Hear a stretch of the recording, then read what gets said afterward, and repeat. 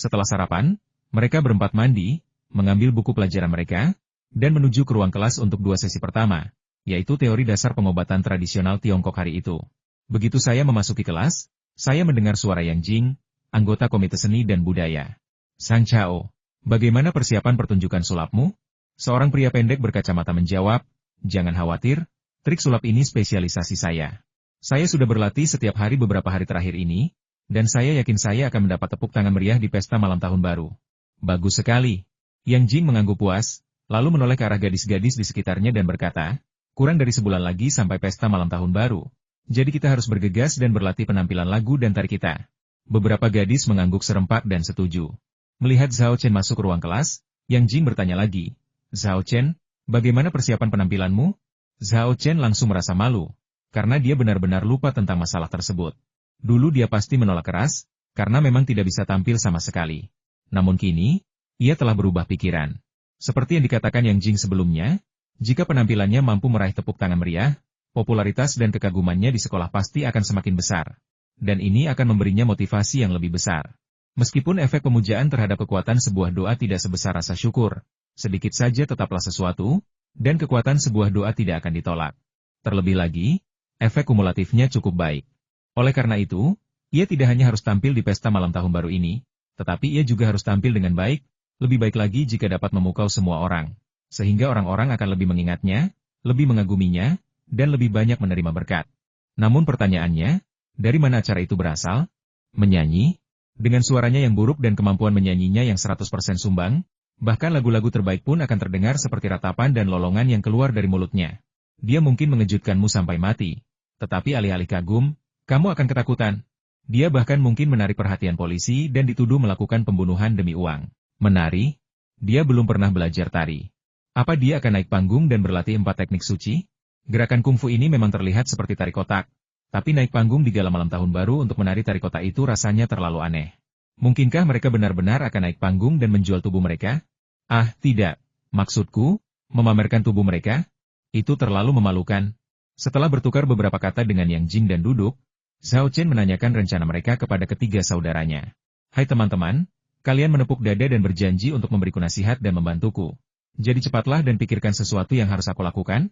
Bernyanyi dan menari jelas mustahil. Levelmu terlalu rendah, dan terlalu banyak penampilan seperti itu, sulit untuk menonjol. Soal krostal dan sketsa, dilihat dari penampilanmu. Kamu mungkin juga tidak punya bakat untuk itu. Hei! Bagaimana kalau melakukan sesuatu seperti memecahkan batu bata di kepalamu atau memecahkan batu besar di dadamu? Lagi pula, tubuhmu cukup kuat, kamu seharusnya bisa mengatasinya. Aku ingat terakhir kali kamu bertarung dengan para preman itu, kamu menerima banyak pukulan dari pipa baja dan kamu baik-baik saja. Penampilan seperti itu seharusnya tidak menjadi masalah bagimu. Wang Rongfeng benar-benar memberikan nasihat yang buruk. Sebelum Zhao Chen sempat membantah, Liu Ju sudah membelanya dan memarahinya. Kakak kedua, apa-apaan ini? Kepala pemecah batu bata? Dada pemecah batu besar? Apa kau pikir ini pertunjukan jalanan? Ini pesta tahun baru. Lagi pula, kakak ketiga adalah idola yang sedang naik daun di sekolah kita. Melakukan hal-hal seperti ini terlalu rendah untuknya. Kita harus bersikap elegan dan berkelas, tahu. Semua orang mengangguk serempak. Bos benar, harus elegan dan berkelas. Bos, Anda pasti punya ide, kan? Beritahu kami segera, mari kita perluas wawasan dan belajar dari Anda. Liu Ju berdeham dan berkata, saranku, kakak ketiga harus memimpin jalan, dan kita semua dari asrama 301 harus naik panggung dan berdansa striptis. Meskipun kita bertiga belum membentuk otot, aku yakin dalam 20 hari ke depan, dengan berlatih 4 teknik suci, kita pasti bisa membentuknya. Saat kita berempat, para dewa otot, naik panggung, kita pasti akan mengejutkan seluruh penonton. Mungkin kita bahkan bisa menjadi F4 Universitas Kedokteran Sihua. Setelah mengatakan itu, Liu Ju memejamkan mata, membayangkan dirinya berdiri di atas panggung, menerima sorakan dari para gadis, sambil tersenyum lebar. Kemudian, ia membuka mata, menatap ketiga saudaranya di sampingnya, dan bertanya dengan percaya diri, jadi, apa pendapat kalian tentang ideku? Responsnya adalah mengangkat 3 jari tengah. Zhao Chen berkata dengan kesal, waktu pertama kali dengar kamu bilang ingin sesuatu yang elegan dan berkelas, kupikir kamu akan punya ide-ide bagus, tapi ternyata itu-itu saja. Bos, apa acaramu ada hubungannya dengan keanggunan atau kelas? Liu Ju menggerutu tak puas, mana mungkin tidak ada hubungannya? Kita sebut ini peragaan busana. Oke. Ini seni. Seni tidak boleh dipandang dengan prasangka. Zhao Chen memutar matanya, terlalu malas untuk memperhatikannya lagi. Kakak ketiga, kenapa kamu tidak menyewa bantuan dari luar saja? Tanya Wu Yan. Mempekerjakan bantuan dari luar? Xiao Chen terkejut. Kamu bisa menyewa bantuan dari luar untuk pesta malam tahun baru? Tentu saja, kata Wu Yan. Kudengar selama siswa dari setiap kelas berpartisipasi dalam pesta malam tahun baru, tidak masalah untuk mengundang beberapa asisten dari luar. Kudengar kelas akupunktur dan pijat 5 bahkan mengundang seorang gadis dari sekolah seni di dekat sini untuk membantu mereka. Bagaimana kamu tahu? Zhao Chen bertanya dengan rasa ingin tahu. Wu Yan menjawab, sebelumnya aku pernah menggoda seorang gadis dari sekolah seni, dan dia menceritakannya kepadaku. Zhao Chen tiba-tiba menyadari, oh, itu karena kamu memberi gadis itu puisi yang kotor sehingga kamu dipukuli? Wu Yan tampak tertekan kakak ketiga. Jika kamu tidak membicarakan ini, kita masih bisa berteman. Zhao Chen langsung setuju dan berhenti membeberkan aib Wu Yan. Sebaliknya, ia bertanya, tapi siapa yang harus kita cari sebagai bantuan dari luar? Wu Yan berkata, siapa lagi yang bisa kita minta? Tentu saja, kita harus minta bantuan Dewi Manis Lin Sui. Dia bisa bernyanyi dan menari, meminta bantuannya jelas merupakan pilihan yang tepat. Dengan dia memimpinmu, pertunjukan apa yang tidak bisa kau tampilkan? Menari? Gumam Zhao Chen pelan, tiba-tiba teringat saat ia sedang asyik menelusuri informasi lain-lain di bagian Yezhong. Ia melihat rekaman tarian berjudul Peri Terbang di Awan di sana. Tarian ini diciptakan oleh seorang peri yang gemar menari. Gerakannya yang anggun begitu halus, dan penampilannya yang menawan dan cantik begitu bermartabat dan hikmat. Berbagai temperamen yang sangat berbeda berpadu sempurna. Sungguh menakjubkan. Bahkan Wu Peng sangat terpesona oleh tarian ini dan secara pribadi mengubah lagu berjudul Peri Terbang di Awan untuk tarian ini. Kalau saja kami bisa mengundang Lin Sui untuk bergabung dengan kami, dan menampilkan tarian rutin ini, dengan saya memainkan sitar dan Lin Sui mengiringi saya yakin tarian ini pasti akan memukau seluruh penonton. Meskipun Zhao Chen tidak tahu cara memainkan guqin, ia bisa belajar. Dengan bantuan dupa yang menenangkan, teknik konsentrasi, dan warisan Wu Peng, ia yakin dapat menguasai karya terbang abadi di awan hanya dalam waktu 20 hari. Lagi pula, ia tidak perlu mempelajari sesuatu yang luar biasa. Hanya dengan mampu memainkan karya tersebut dengan lancar dan sempurna, bahkan dengan kekurangan dan ketidaksempurnaannya, sudah cukup untuk memukau seluruh penonton. Ide saudara keempat bagus, tapi aku tidak tahu apakah Lin Sui punya waktu. Tanpa ragu, Zhao Chen mengeluarkan teleponnya dan menghubungi nomor Lin Sui. Tak lama kemudian, suara Lin Sui yang manis dan lembut terdengar di telepon Zhao Chen. Ada apa? Setelah basa-basi sebentar, Zhao Chen mulai bicara begini. Aku terpaksa berada dalam situasi ini. Terpaksa tampil di gala malam tahun baru. Tapi seperti yang kau tahu, aku sama sekali tidak bisa bernyanyi atau menari. Aku sudah memikirkannya dan menyadari bahwa aku hanya bisa meminta bantuanmu. Aku hanya tidak tahu apakah kau akan bebas nanti.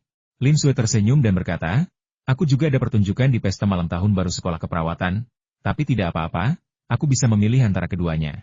Ngomong-ngomong, keduanya pertunjukan di halaman sekolah kita, jadi waktunya tidak terlalu jauh. Seharusnya aku bisa datang. Aku hanya tidak tahu apakah kamu sudah punya rencana pertunjukan? Atau perlu kita bicarakan bersama? Zhao Chen menjawab, acaranya sudah siap. Aku akan bermain piano dan kamu akan menari. Apakah kamu ada waktu siang ini? Aku akan mentraktirmu makan siang, lalu aku akan menceritakan detailnya. Baiklah, sampai jumpa siang nanti, jawab Lin Sui, terdengar sangat gembira. Saat jam kelas semakin dekat, keduanya tidak banyak bicara dan menutup telepon. Tak lama kemudian, kelas pagi pun berakhir. Pagi itu, Zhao Chengdu mengaktifkan teknik konsentrasinya untuk menghafal gerakan tarian dan partitur musik Flying Fairy in the Clouds. Untuk tujuan ini, dia diam-diam menyalakan dupa yang menenangkan. Para siswa dan guru di kelas merasakan manfaatnya. Dengan bantuan dupa yang menenangkan, semua orang bersemangat tinggi seolah mendapat pertolongan ilahi. Guru berbicara dengan lancar dan fasih, dalam kondisi prima. Para siswa mendengarkan dengan saksama, dan banyak poin yang sulit dan meragukan menjadi mudah dipahami. Setelah kelas sastra medis Tiongkok klasik terakhir pagi itu, Zhao Chen nyaris tak bisa menghafal gerakan tarian peri terbang di awan. Setelah meninggalkan kelas, ia tidak kembali ke asramanya, melainkan meminta Liu Ju dan yang lainnya untuk mengambil buku pelajarannya. Ia sendiri langsung pergi ke asrama Lin Sui. Saat meminta bantuan, wajar jika Anda bersikap proaktif. Sesampainya di lantai bawah, Zhao Chen mengirim pesan kepada Lin Sui yang menjelaskan bahwa ia sedang menunggu di bawah. Ia segera menerima balasan hanya dengan 4 kata segera turun.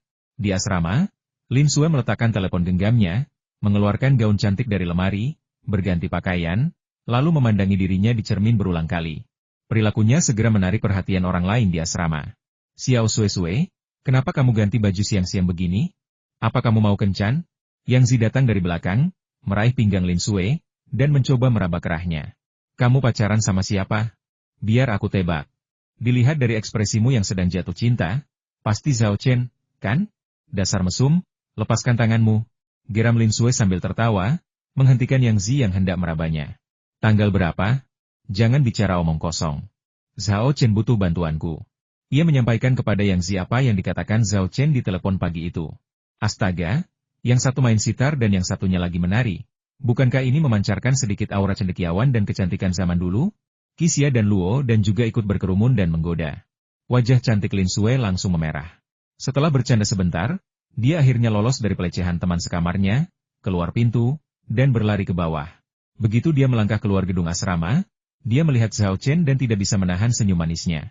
Zhao Chen juga melihatnya pada saat yang sama dan menyapanya dengan senyuman. Namun, sebelum keduanya sempat mendekat, seorang tamu tak diundang tiba-tiba melompat dari samping dan berdiri di depan Lin Sue. Ia adalah seorang pemuda jangkung dan tampan, berpakaian dari ujung kepala hingga ujung kaki bermerek desainer lambang tipe tinggi, kaya, dan tampan yang diimpikan setiap gadis muda. Sambil memegang buket mawar yang semarak, ia tersenyum dan berkata kepada Lin Sue, "Lin, maukah kau memberiku kehormatan untuk makan siang bersamaku?" Lin Sue sedikit mengernyit, dan sebelum dia bisa menjawab, beberapa gadis di sebelahnya berteriak dengan mata berbinar. "Ini Ye Feng. Ye Feng dari Departemen Kedokteran Klinis. Ini benar-benar Ye Feng. Dewa pria nomor 1 di Departemen Kedokteran Klinis. Ah, dia sangat tampan. Dia nggak cuma tampan, tapi juga kaya. Dia bisa dibilang pria sempurna. Bukan, dia dewa." Orang yang berdiri di depan Lin Sue bernama Ye Feng, seorang mahasiswa tahun ketiga di Departemen Kedokteran Klinis, dan juga orang yang telah memenangkan gelar Dewa Pria nomor 1 di Departemen Kedokteran Klinis selama 3 tahun berturut-turut. Ia tak hanya tampan, tetapi juga kaya, dan cukup terkenal, tak hanya di Universitas Kedokteran Sihua, tetapi juga di seluruh penjuru kota universitas. Meskipun ia cepat berganti pacar, hal ini tak menghalanginya untuk menjadi pujaan hati beberapa wanita. Bahkan, beberapa penggemar beratnya menganggapnya sebagai tanda pesona dan kepribadiannya yang riang. Kali ini, Ye Feng mulai menyukai Lin Sue dan telah mencoba mengobrol dengannya selama beberapa hari berturut-turut. "Maaf, saya ada janji makan siang." Lin Sue menolak ajakan Ye Feng tanpa ragu, berusaha menghindarinya. Ye Feng menghentikannya dengan tangan, menyeringai sambil berkata, "Kencan? Siapa yang mengajakmu kencan?" "Lin, alasan yang payah." Saat itu, Zhao Chen menghampiri dan menepuk bahu Ye Feng. "Permisi, saya ada janji dengannya. Bisakah kamu minggir?" Ye Feng terkejut, sementara Lin Sue mengambil kesempatan untuk melewatinya dan datang ke sisi Zhao Chen. "Nona cantik, maukah kau memberiku kehormatan untuk makan malam bersama?" tanya Zhao Chen, menirukan gaya Ye Feng sebelumnya. "Oke." Lin Sue tersenyum manis dan mengikuti Zhao Chen Chao keluar dari kampus. Saat mereka berjalan, Zhao Chen bertanya, "Siapa orang ini? Apakah dia salah satu pelamarmu?" Lin Sue berkata dengan kesal, "Ye Feng dari Departemen Kedokteran Klinis. Jangan sebut-sebut dia. Entah nasib buruk apa yang kualami akhir-akhir ini, tapi playboy ini terus mengincarku dan mencoba mengobrol denganku. Menyebalkan sekali." Pada titik ini, dia mengamati Zhao Chen dari atas ke bawah beberapa kali, lalu tiba-tiba tertawa dan bertanya, "Hei, apakah kamu cemburu?" "Apa? Cemburu? Mana mungkin? Aku baik-baik saja. Kenapa aku harus cemburu?" Zhao Chen buru-buru membantah. "Kamu benar-benar tidak cemburu? Hei, kenapa wajahmu merah?" goda Lin Sue sambil tersenyum. Zhao Chen tanpa sadar menyentuh wajahnya dan merasa wajahnya memang agak panas. Ia segera menjelaskan, "Itu karena matahari terlalu terik dan aku terbakar matahari. Jangan salah paham." "Haha, kamu terlihat sangat imut saat sedang gugup." Lin Sue tertawa terbahak-bahak hingga dia membungkuk. Senyum Lin Sue sungguh manis, membuat jantung Zhao Chen berdebar kencang dan wajahnya memerah. Ia buru-buru mengganti topik pembicaraan, berkata, "Baiklah, jangan tersenyum. Ayo cepat pergi. Setelah selesai makan, aku akan memberitahumu gerakan dansa yang akan kita lakukan."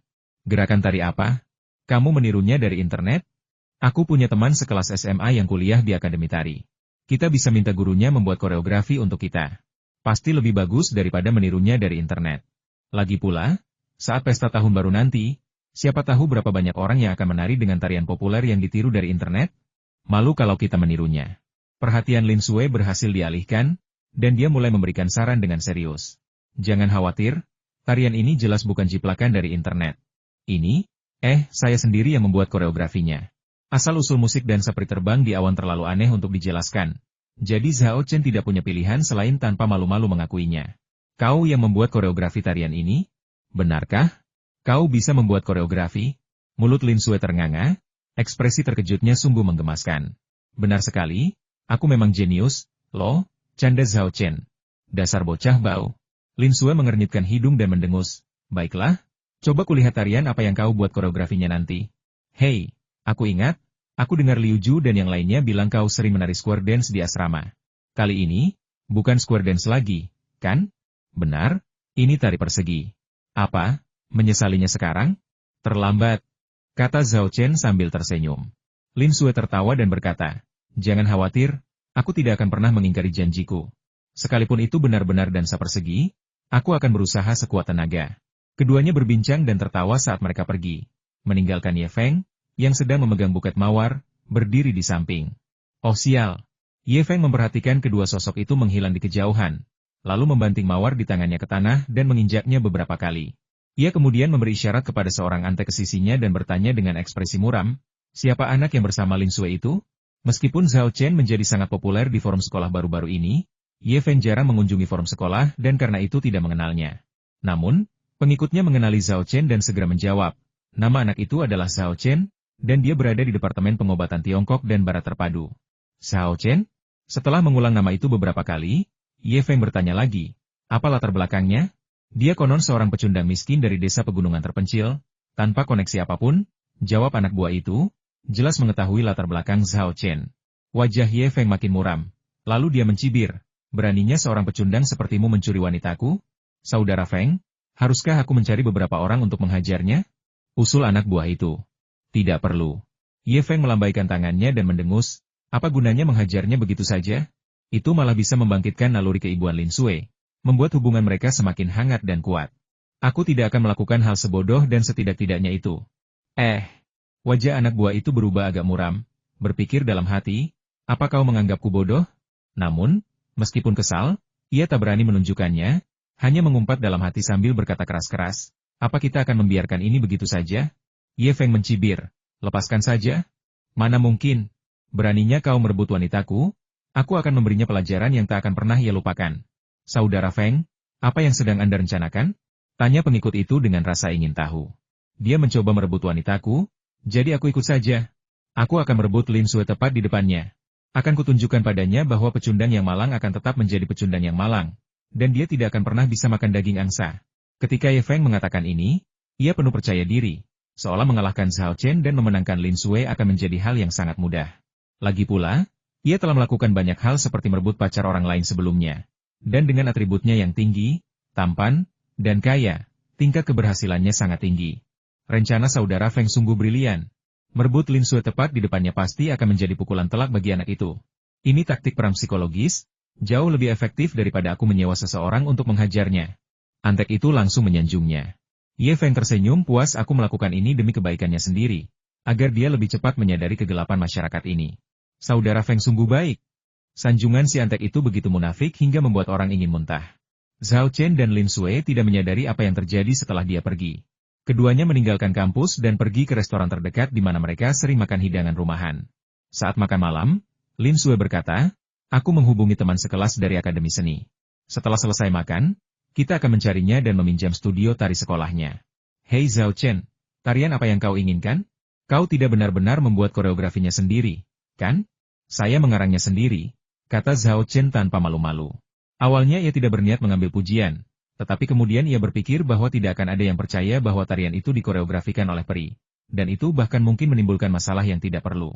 Jadi, ia tidak punya pilihan selain menelan harga dirinya dan mengklaim pujian. Lagi pula, jika tarian itu benar-benar menjadi hit, sebagai koreografer, ia pasti akan dipuja oleh banyak penari itu akan menjadi gelombang niat baik lainnya. Tarian macam apa itu? Bukan tari persegi, kan? Tanya Lin Sue penasaran. Zhao Chen tertawa dan berkata, sulit dijelaskan dalam beberapa kata. Ayo kita ke ruang latihan nanti, dan aku akan menarikannya untukmu. Kamu lihat saja nanti. Jangan khawatir, tarianku pasti akan memukau penonton. Mungkin bahkan akan mengejutkan dan membuat seluruh dunia tari tergila-gila. Lin Sue tidak mempercayainya, mengira Zhao Chen hanya membual. Zhao Chen tidak menjelaskan lebih lanjut, melainkan berkata, ngomong-ngomong, bisakah kamu membantuku mencari guru gukin? Rencanaku adalah kamu menari dan aku akan bermain gukin.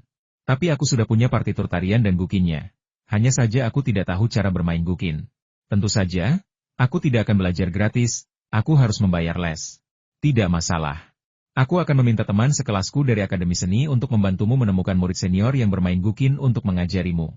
Lin Sue meletakkan sumpitnya, mengambil ponselnya, dan segera mengirim pesan. Sesaat kemudian, ponselnya berdering. Ia mengangkatnya, melirik pesan itu, dan berkata, "Sudah selesai. Teman sekelasku bilang begitu kita pergi latihan tari, dia akan mencari seseorang untuk mengajarimu bermain gukin. Ucapkan terima kasihku padanya," kata Zhao Chen dengan gembira. "Cuma bilang terima kasih aja udah cukup? Kamu gak mau traktir dia makan atau apa? Biar ku beritahu, teman sekelasku cantik banget," goda Lin Sue. "Aku pasti akan mentraktirmu makan malam," kata Zhao Chen tanpa ragu. Lalu, teringat bagaimana ia pernah digoda sebelumnya. Ia melirik Lin Sue, terkekeh, dan membalikan keadaan kenapa aku mencium sedikit rasa cemburu. Lin Sue tersipu. Tepat saat itu, pemilik restoran kasual datang membawa sepiring tumis kubis dengan cuka dan memulai percakapan. "Anak muda, hidungmu tajam sekali. Saya bahkan belum menyajikan hidangannya, dan kau sudah bisa mencium aroma cukanya. Jangan tertipu oleh ukuran kedai saya yang kecil. Semua bahan yang saya gunakan asli. Cuka ini, misalnya cuka ini asli dari Shanxi.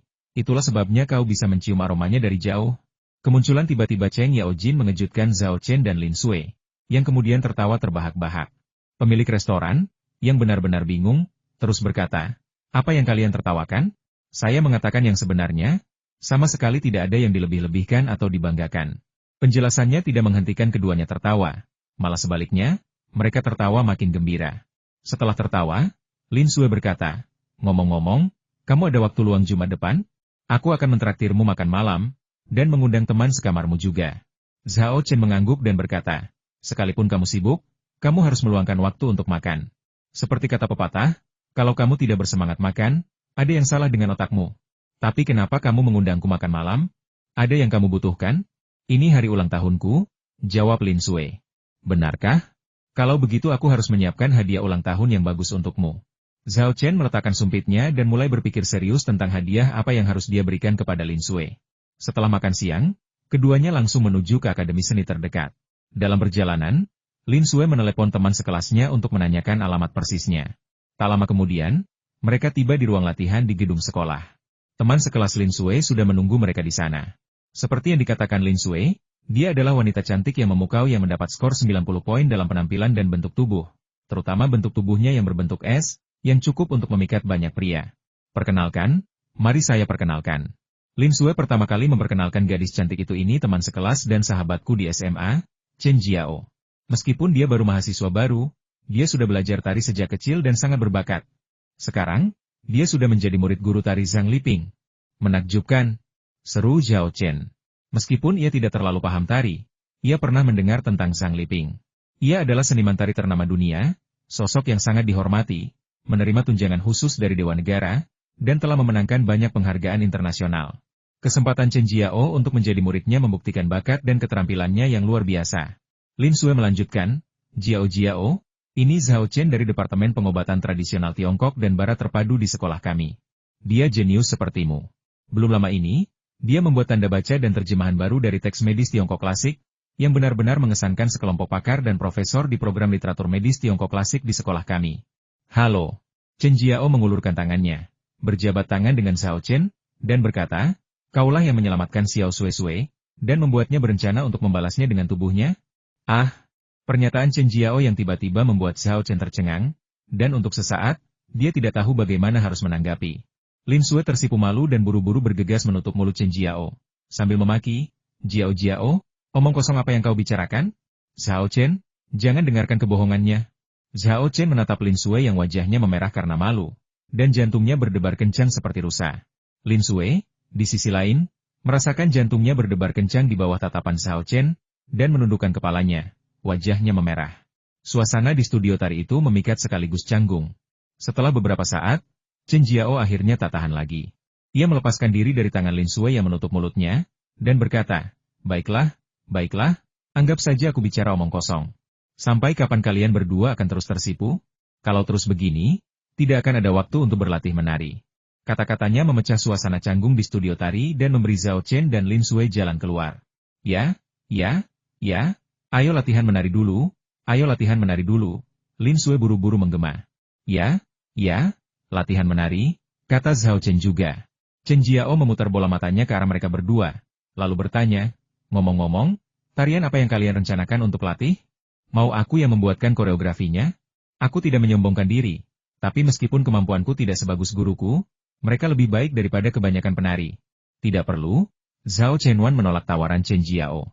Aku punya gerakan tariannya di sini. Lin Sui hanya perlu mempelajarinya. Apakah kamu menemukannya secara daring?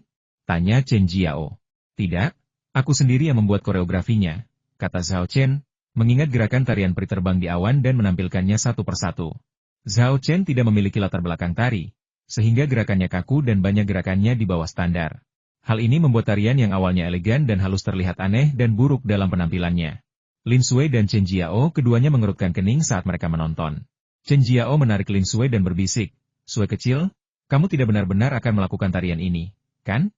Padahal, di matanya, rangkaian gerakan Zhao Chen sama sekali tidak bisa disebut tarian. Gerakan-gerakan ini jelas lebih aneh dan lebih ganjil daripada tarian perdukunan. Apalagi yang bisa kita lakukan? Kata Lin Sui dengan wajah getir. Sebelumnya, ia khawatir Zhao Chen akan memaksanya menari square dance. Sekarang, setelah melihat tarian Zhao Chen, ia lebih suka menari square dance sendiri.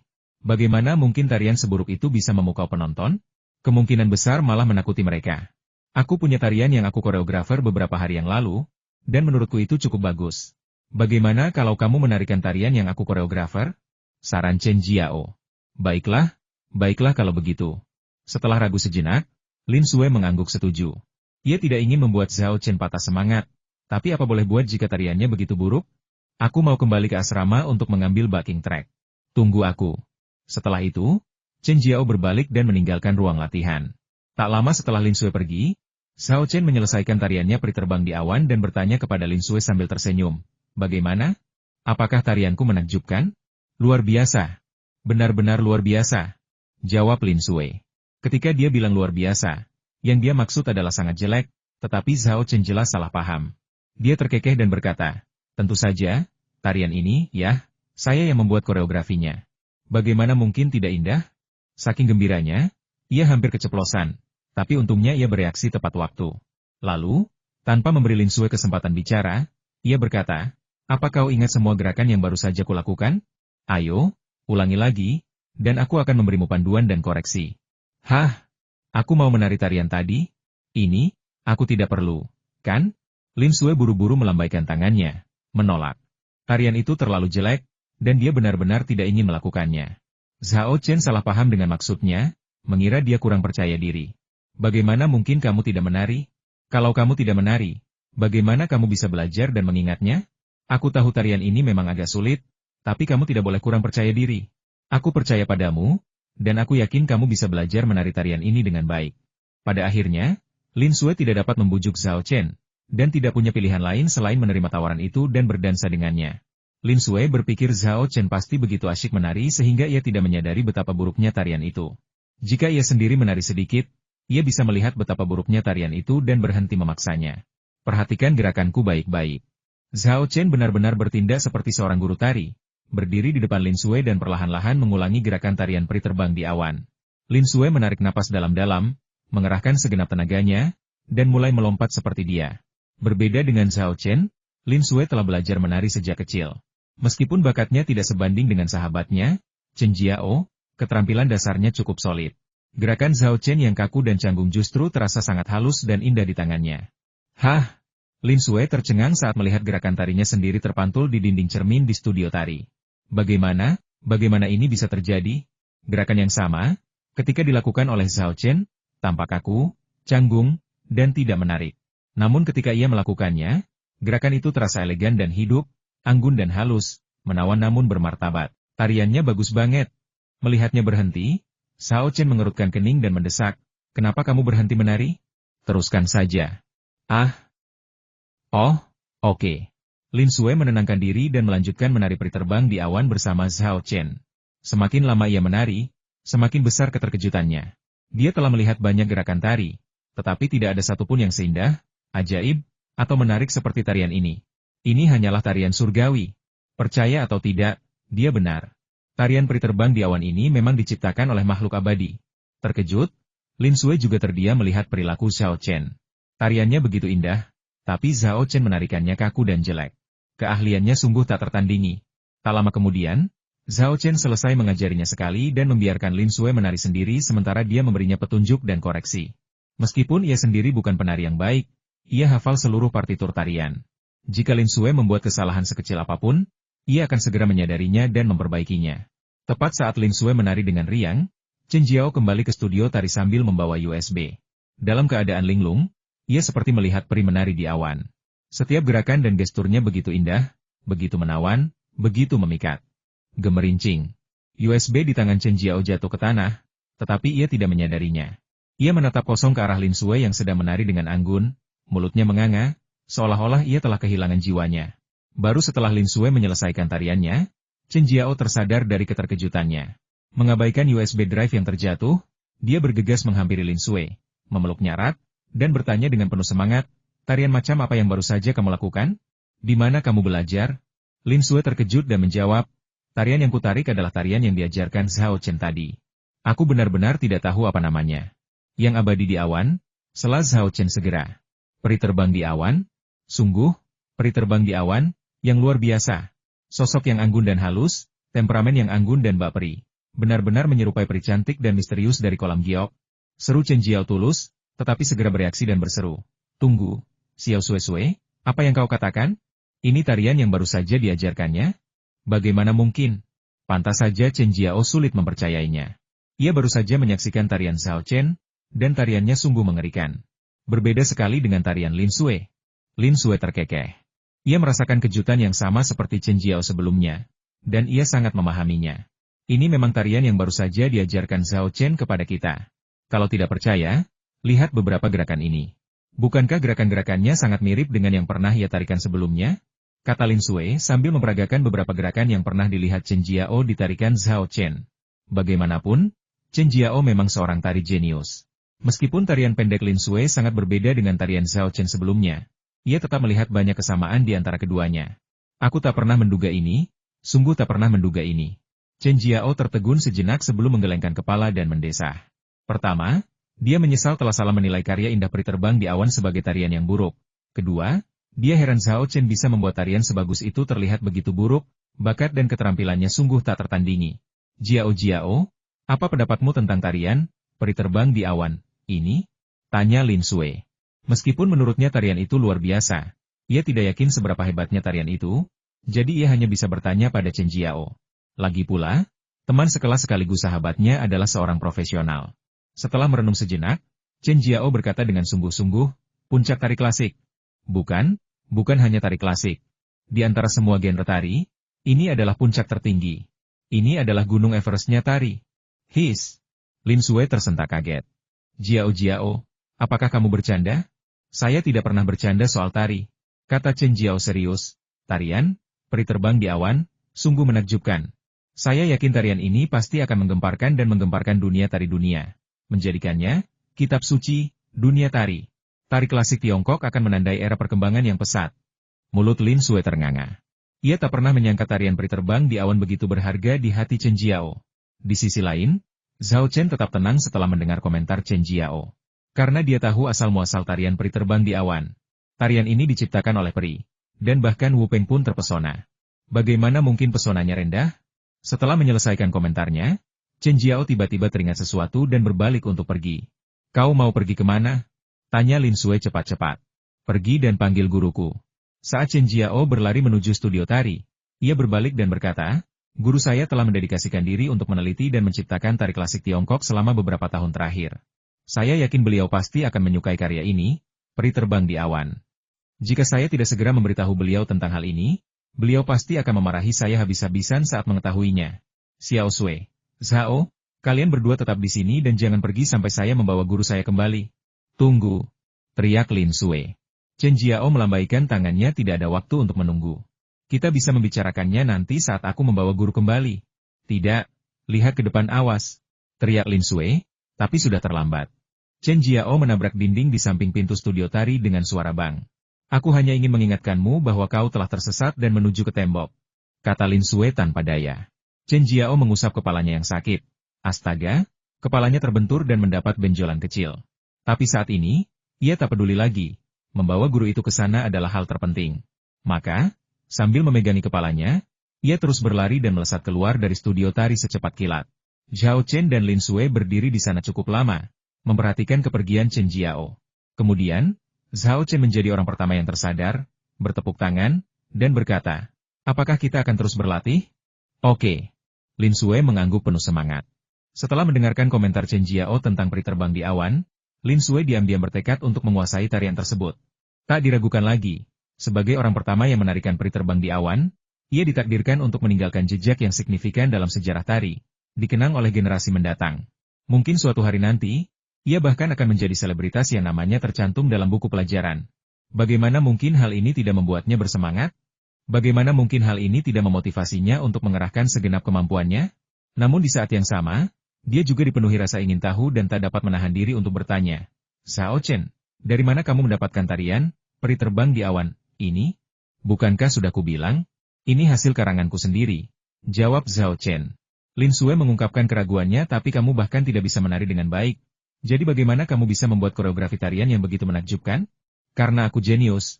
Zhao Chen tertawa, berkata tanpa malu-malu. "Dasar bocah bau." Lin Sui meludah, lalu berhenti bertanya dan mulai berlatih dengan serius. 10 menit kemudian, pintu studio tari didorong terbuka. Zhao Chen dan Lin Sui mengira Chen Jiao yang kembali, tetapi ketika mereka berbalik, mereka melihat seorang pemuda berusia awal 20-an yang ramping, berambut panjang tergerai, dan membawa kotak hitam panjang di punggungnya. Setelah pria itu masuk, dia tidak mengatakan apa-apa, tetapi hanya menatap Zhao Chen dan Lin Sui dari atas ke bawah. "Siapa yang Anda cari, senior?" tanya Zhao Chen sopan. Wajah orang lain langsung menjadi gelap, dan mereka mendengus tidak puas. "Buka matamu dan lihat baik-baik, apakah aku seorang senior?" Zhao Chen menggaruk kepalanya. "Aku tidak bisa memanggilmu junior, kan? Aku sendiri baru kelas 1. Bagaimana kalau aku memanggilmu teman sekelas?" "Junior, dasar bodoh," kata orang satunya dengan marah. "Aku laki-laki sejati." "Hah?" Zhao Chen tertegun. Orang dengan rambut hitam legam yang panjang, perawakan ramping dan anggun, serta suara melengking dan tajam ini sebenarnya adalah seorang pria. Gila. Pantas saja akhir-akhir ini ada pepatah populer, yang semanis ini pasti perempuan. Ternyata ada benarnya juga. Meski terkejut, Zhao Chen segera meminta maaf. "Maaf, saya salah karena tidak melihat dengan jelas." Lalu ia menambahkan, senior, apakah Anda di sini untuk menemui Chen Jiao?" Dia baru saja keluar. Cara dia memanggilnya senior kedengarannya agak canggung. Siswa senior itu mendengus dan berkata, "Saya diundang oleh Chen Jiao untuk mengajar Guqin. Kalian yang ingin belajar, kan?" Sambil berbicara, tatapannya terus tertuju pada Lin Sui. Bahkan di Akademi Seni, gadis semanis Lin Sui pun jarang. Dia tak kuasa menahan diri untuk bergumam dalam hati. Seandainya saja gadis ini belajar piano, aku bisa menjadikan mengajar sebagai alasan untuk merayunya. Gadis yang manis dan cantik itu, kalau aku bisa memikatnya, pasti luar biasa. Pasti banyak yang iri. Akan tetapi, fantasinya itu dipadamkan tanpa ampun bahkan sebelum dimulai. Zhao Chen berkata, "Terima kasih, senior. Sayalah yang ingin belajar Guqin." "Kau?" Senior itu mengerutkan kening, jelas-jelas kesal, dan nadanya semakin dingin. Namun, setelah berjanji pada Chen Jiao, ia tak bisa menolaknya sekarang. Ia menggerutu dan berkata, "Biar ku jelaskan dulu, Guqin itu tidak mudah dipelajari. Itu tergantung bakat. Dan tanpa latihan keras bertahun-tahun, kau tak akan mencapai apapun. Implikasinya adalah jika Anda tidak belajar dengan baik, jangan salahkan saya, karena bukan saya guru yang buruk, tetapi Anda yang tidak berbakat." Meskipun sikap pihak lain kurang baik, Zhao Chen tetap dimintai bantuan. Ia pun bersikap sangat sopan dan menjelaskan, "Senior, saya hanya ingin belajar sebuah musik. Anda hanya perlu mengajari saya cara memainkannya dengan lancar. Bukankah sebentar lagi tahun baru? Saya berencana memainkan musik ini untuk sebuah program." Siswa senior itu bersikap arogan, mengangkat kepalanya dan berkata, "Tinggal kurang dari sebulan lagi sampai tahun baru. Kalau kamu berbakat dan rajin, kamu bisa menguasai sebuah karya dalam waktu sekitar 20 hari. Tapi kamu hanya akan bisa memainkannya. Tingkat keahlianmu tidak akan terlalu tinggi. Ngomong-ngomong, pernahkah kamu belajar Guqin sebelumnya? Apa kamu punya dasar-dasarnya?" "Saya belum mempelajarinya, saya tidak punya dasar. Senior, saya tidak berharap berada di level tinggi. Saya hanya ingin bisa memainkannya dengan lancar." Zhao Chen sangat rendah hati. Siswa senior itu mengangguk pelan dan bertanya, "Musik apa yang ingin kamu pelajari? Flowing Water? Drunken Fisherman's Song at Dusk? Atau yang Chun Bai Sui?" Karya-karya yang disebutkannya semuanya adalah karya-karya Guqin yang terkenal dan familiar bagi masyarakat umum. Tidak juga. Zhao Chen mengeluarkan selembar kertas dari sakunya dan menyerahkannya kepada seniornya. Ini partitur musik yang kutulis sendiri. Karena dia sudah tanpa malu-malu menyalin koreografi Flying Fairy in the Clouds, tidak ada salahnya menyalin Flying Fairy in the Clouds song milik Wu Peng juga. Kamu yang nulis partiturnya? Bercanda, ya? Si senior tampak heran. Percakapan itu telah meyakinkannya bahwa Zhao Chen benar-benar pemula dalam bermain Guqin. Tapi sekarang, pemula ini mengaku telah menulis partitur. Ini seperti orang buta huruf yang bahkan tidak bisa membaca mengaku telah menulis buku. Ini bukan sekadar pamer, ini benar-benar bodoh. Zhao Chen menunjuk selembar kertas yang diberikannya kepada seniornya dan berkata, "Aku tidak bercanda. Partiturnya ada di sini. Coba lihat." Siswa senior itu melirik ke bawah dan melihat bahwa kertas itu tidak memiliki notasi musik atau tabulasi yang biasa ditemukan pada Guqin, tetapi dipenuhi dengan karakter-karakter yang padat. Dia tidak memperhatikannya dengan seksama, hanya meliriknya dan melihat beberapa frasa seperti Gousan Tansi dan banyak karakter aneh yang tidak dikenal. Beberapa di antaranya tampak seperti tabulasi tetapi sebenarnya tidak. Siswa senior itu tertawa terbahak-bahak dan mengejek. "Omong kosong macam apa ini? Beraninya kau menyebut ini partitur? Karakter-karakter aneh ini? Apa kau mencoba belajar tabulasi? Semua karakter dalam tabulasi punya arti. Kau pikir kau bisa mengarang beberapa karakter dan menggunakannya sebagai tabulasi? Naif sekali." Zhao Chen mengerutkan kening senior, ini benar-benar lembaran musik. Coba lihat lebih dekat. Sayangnya, siswa senior itu yakin bahwa Zhao Chen hanya main-main. Ia tidak lagi memperhatikan lembaran musik di tangannya, membuangnya, dan berbalik untuk pergi. "Aku sangat sibuk dan tidak punya waktu untuk omong kosongmu." Orang yang bahkan belum belajar bermain sitar berani menyombongkan diri bahwa dia menulis partitur. Aku tidak tahu harus menyebutnya sombong atau bodoh. Chen Jiao juga yang memberiku pekerjaan ini. Kalau aku bertemu dengannya, aku akan memarahinya habis-habisan. Bicaralah tentang Cao Cao, dan Cao Cao muncul. Siswa senior itu baru saja selesai berbicara ketika Chen Jiao muncul di pintu masuk studio tari. Dia langsung menghadapinya. Berkata, "Chen Jiao, jangan pernah datang kepadaku dengan hal-hal bodoh seperti ini lagi. Kalau tidak, jangan salahkan aku karena berbalik melawanmu." Chen Jiao terkejut dan bertanya dengan bingung. "Ada apa?" Murid senior itu berkata dengan marah, "Kamu memintaku mengajarimu bermain Guqin, dan aku datang, tapi tahukah kamu? Anak ini malah ingin aku mengajarinya sebuah karya yang dia ciptakan sendiri. Bukankah itu konyol? Dia sama sekali tidak punya kemampuan Guqin, dan berani mengubah musik? Dan dia ingin aku mengajarinya? Dia hanya mempermainkanku." Reaksi Chen Jiao mengejutkan seniornya. Alih-alih membantunya menegur Zhao Chen, ia malah bertanya dengan ekspresi terkejut, "Kamu bisa mengubah musik?" Zhao Chen mengangguk. "Di mana lembaran musiknya?" tanya Chen Jiao. Menurutnya, jika Zhao Chen yang tidak bisa menari, masih bisa membuat koreografi tarian peri terbang di awan yang luar biasa indah, maka tidak mengherankan jika ia bisa mengubah musik meskipun tidak bisa memainkan Guqin. Chen Jiao kini sangat menantikannya. Tarian peri terbang di awan yang dikoreografikan Zhao Chen sudah begitu memukau. Musik apa yang akan mengiringi tarian ini? Akankah sama memukaunya? Dia melemparkannya ke tanah, kata Lin Sui dengan marah. Dia ada di pihak Zhao Chen dan sangat tidak senang karena seniornya telah membuang lembaran musik Zhao Chen ke tanah. "Yao Ji, lihat apa yang telah kau lakukan." Chen Jiao memelototi seniornya, melangkah mendekat, dan dengan hati-hati mengambil lembaran musik itu. Kata-kata, sikap, dan tindakannya sangat mengejutkan dan membingungkan Yao Ji. Ada apa ini? Apa Chen Jiao benar-benar berpikir anak ini bisa mengubah musik?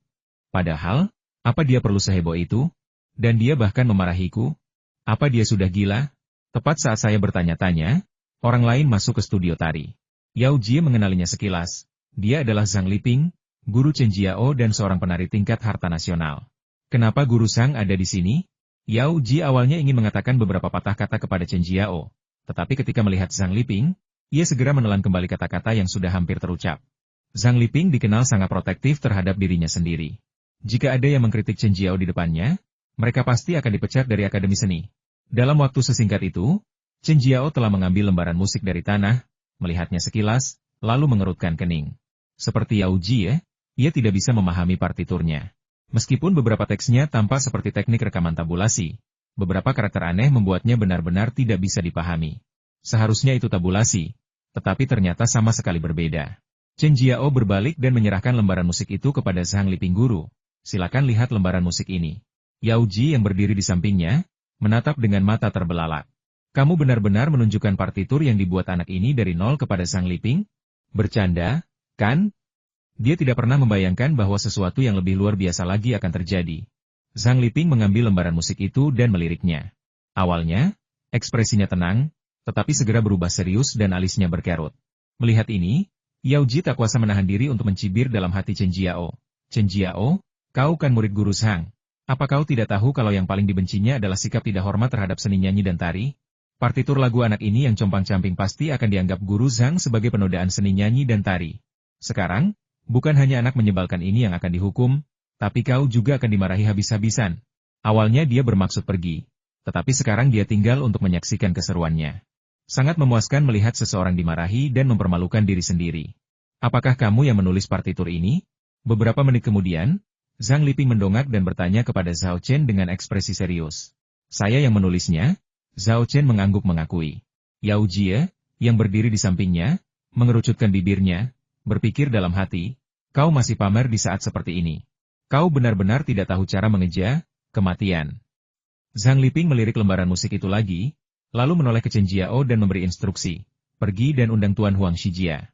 Ya, jawab Chen Jiao, lalu berbalik dan segera meninggalkan studio tari.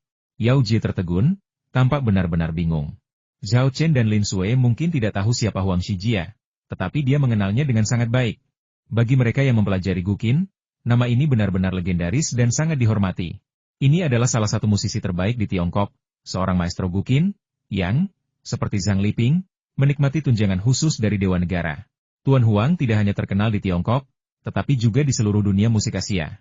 Bahkan banyak pemain Guqin dari Jepang dan Korea Selatan bangga telah menerima bimbingannya. Yao Jie tidak mengerti mengapa Zhang Liping mengundang Huang Shijia. Apakah dia merencanakan persidangan 3 arah? Itu terlalu berlebihan. Pihak lain hanyalah seorang pemula yang bahkan belum pernah belajar Guqin. Apakah tindakan semegah itu benar-benar diperlukan? Sementara Yao Jie asyik berpikir, Zhang Liping menundukkan kepala dan terus memandangi lembaran musik di tangannya. Lin Sui menarik Zhao Chen dan berbisik, apa yang terjadi? Zhao Chen tersenyum dan berkata, jangan khawatir, tidak apa-apa. Mungkin mereka hanya kagum dengan partiturku. Mendengar kata-kata Zhao Chen, Yao Jie tak kuasa menahan diri untuk mencibir. Berpikir dalam hati, masih ngomong-ngomong kosong bahkan saat menghadapi kematian. Terkejut? HMPH. Partitur apa yang belum pernah dilihat Guru Zhang dan Tuan Huang? Apa mereka akan terkejut dengan partiturmu? Guru Zhang pasti marah besar mengundang Tuan Huang ke sini. Siap menghadapimu bersama. Nak, tunggu saja, kau akan kena akibatnya. Kita lihat saja apa kau masih bisa tertawa. Tak lama kemudian, Chen Jiao menuntun seorang pria tua berambut putih dan berwajah muda, serta bersikap elegan, kembali ke studio tari. Begitu Huang Shijia tiba, dia bertanya, Xiao Zhang, ada apa kamu membutuhkanku? Di akademi seni ini, hanya dia yang berani memanggil Zhang Liping Zhang kecil. Semua orang, bahkan kepala sekolah, harus dengan hormat memanggilnya Guru Zhang. Zhang Liping lalu mengalihkan pandangannya dari lembaran musik dan berkata sambil tersenyum, Huang tua ada di sini. Ada lembaran musik di sini yang kupikir kau akan tertarik, jadi aku meminta Jiao Jiao untuk mengundangmu. Oh, Huang Shijia mengangkat alis dan berkata, tidak banyak partitur yang memenuhi standarmu. Apakah ini yang kau punya? Apa benar-benar sebagus itu? Ia mengenal Zhang Liping dengan sangat baik. Meskipun terkenal karena tariannya, ia juga sangat mahir memainkan alat musik, terutama alat musik tradisional seperti Guqin, Guzheng, dan pipa. Keahliannya tak kalah dengan guru-guru jurusan terkait di sekolah. Khususnya, penglihatannya sangat tajam. Zhang Liping menyerahkan lembaran musik itu kepada Huang Shijia dan berkata, kamu akan mengerti setelah melihatnya. Huang Shijia mengangguk, mengeluarkan kacamata bacanya dari sakunya, memakainya, dan mulai memeriksa dengan cermat lembaran musik di tangannya. Yao Jie yang berdiri di sampingnya benar-benar tercengang. Apa-apaan ini? Bukankah ini partitur musik yang buruk, dibuat oleh seorang pemula yang bahkan belum pernah belajar Guqin sebelumnya? Kok Guru Zhang begitu memujinya? Ini jelas bukan sesuatu yang harus kamu pelajari. Guru Zhang, apakah Anda buta? Atau Anda kehilangan akal seperti Chen Jiao? Tepat saat Yao Jie sedang asyik berpikir, Huang Shijia, sambil melihat lembaran musiknya, berkomentar, oh, itu tabulasi. Sekarang, jarang sekali orang yang membuat tabulasi seperti ini. Beberapa karakter ini. Jelas, Huang Shijia memperhatikan karakter-karakter aneh pada lembaran musik itu. Ekspresinya langsung berubah serius dan alisnya berkerut. Melihat ini, Yao Jie tak dapat menahan diri untuk bergumam pada dirinya sendiri lagi. Huang tua marah sekali. Dia hampir kehilangan kesabarannya. Huang Shijia mendongak dan melirik Zhang Liping. Zhang Liping berkata sambil tersenyum, baiklah, Tuan Huang, sudah kubilang kau akan tertarik, kan? Huang Shijia mendesah pelan, aku tak pernah menyangka ini adalah partitur Qin yang menggabungkan tabulasi dengan tabulasi Luoxiang. Namun, aku belum pernah melihat partitur ini sebelumnya. Apakah ini partitur kuno yang baru saja disusun? Zhang Liping tertawa dan berkata, Huang tua, tebakanmu salah kali ini. Ini bukan partitur kuno. Ini digubah oleh anak muda ini. Coba lihat lagi. Alasan aku bilang kamu tertarik bukan hanya karena cara penulisan partitur ini yang unik. Maksudmu partitur ini bagus sekali? Kalau begitu aku harus melihatnya baik-baik.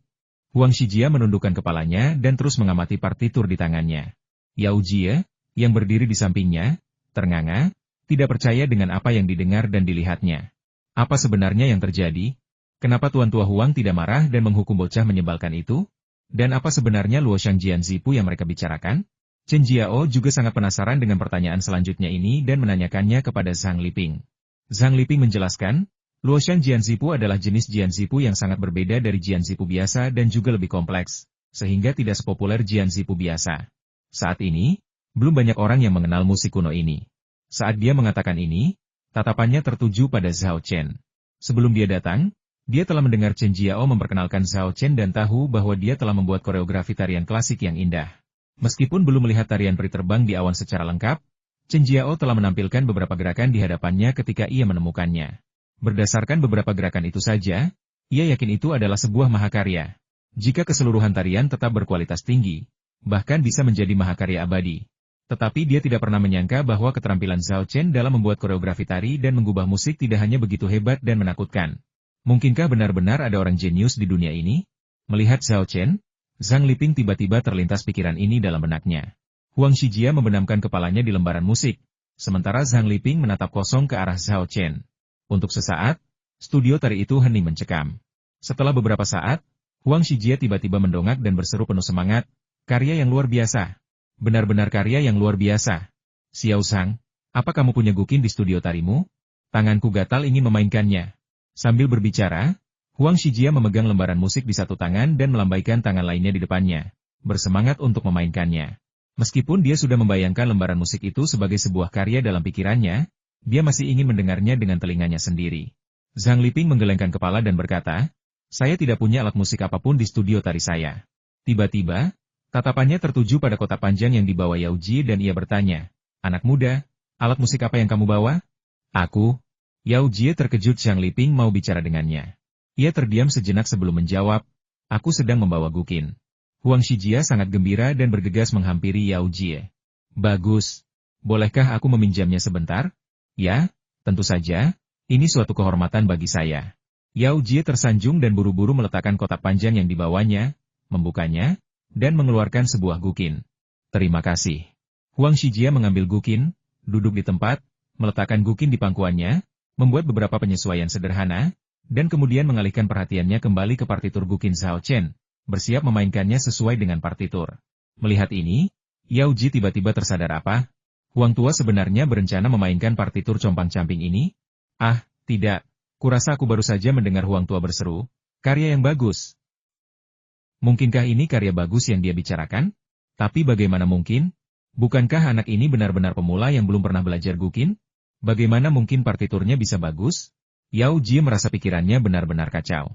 Pada saat yang sama, Huang Shijia duduk tegak, memetik dan memelintir senar dengan 10 jarinya. Saat ia bermain, alunan lagu yang merdu dan anggun, halus namun hidup, memenuhi udara dan mencapai telinga semua orang, memikat semua orang, termasuk Zhao Chen, dengan musiknya yang indah. Orang-orang tanpa sadar memejamkan mata. Alunan musik yang indah memberi mereka perasaan bahagia yang mendalam. Seolah-olah tubuh mereka melayang mengikuti melodi yang memesona, terbang menembus awan, berlomba dengan matahari dan bulan, dan menari bersama bintang-bintang. Perasaan luar biasa ini tidak seperti apapun yang pernah saya alami sebelumnya.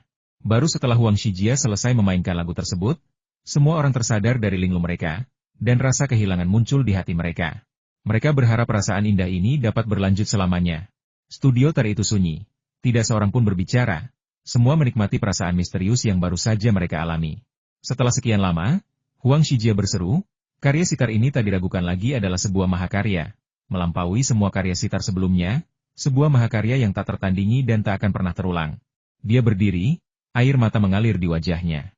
Ini adalah air mata kegembiraan, air mata kebahagiaan. Sebagai seorang maestro gukin, Apa yang lebih mengasyikkan dan membahagiakan daripada melihat dan memainkan mahakarya musik Guqin? Setelah mengembalikan Guqin kepada Yao Jie, Huang Shijia bertanya kepada Zhang Liping, "Xiao Zhang, kamu baru saja mengatakan siapa yang mengubah karya ini?" Zhang Liping menunjuk ke arah Zhao Chen dan memperkenalkan, "Karya ini diciptakan oleh murid ini, Zhao Chen." "Apakah kamu benar-benar yang mengubah karya ini?" tanya Huang Shijia. "Ya." Zhao Chen mengangguk setuju. Huang Shijia tiba-tiba melakukan sesuatu yang mengejutkan semua orang. Dia membungkuk dalam-dalam pada Zhao Chen. "Tuan Huang, apa yang Anda lakukan?" Zhao Chen buru-buru minggir. Mengesampingkan status dan kedudukan Huang Shijia, hanya mempertimbangkan usianya saja, Zhao Chen tidak berani menerima kesopanannya. Itu sama saja dengan memperpendek umurnya. Setelah membungkuk, Huang Shijia melangkah maju dan menggenggam erat tangan Zhao Chen. "Terima kasih, Zhao Chen. Terima kasih telah memperdengarkan musik yang begitu indah." Konfusius berkata, "Jika aku mendengar jalan di pagi hari, aku bisa mati dengan tenang di malam hari." Persis seperti itulah perasaanku sekarang. Melihat partitur ini dan memainkan karya ini, hidupku terasa lengkap, dan aku tak menyesal. Tidak, sama-sama. Zhao Chen agak kehilangan kata-kata saat melihat penampilan Huang Shijia. Meskipun ia mengantisipasi melodi Flying Immortal in the Clouds akan sangat bagus, ia tidak menyangka melodi itu akan begitu memukau Huang Shijia, seorang master Guqin tingkat pusaka nasional.